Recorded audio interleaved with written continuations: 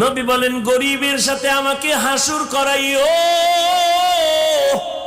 ও গরিব, ধনীদের বাড়ি দেখা আফসুস করিস না, টাকা দেখে পাগল হইয়া কষ্ট পাইস না রে গরিব। রহমতের নবী বলেন রে গরিব, কষ্ট কইরা জীবন চালাইয়া আল্লাহরে সিজদা কর, বড় লোকের 500 বছর আগে গরিব তুই জান্নাতে চলে যাবি।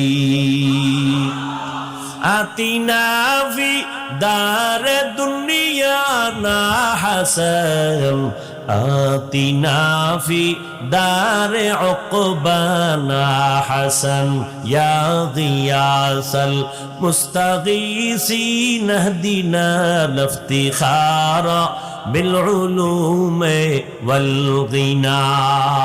যুবক তোর পায়ে হাত রেখে বলছি।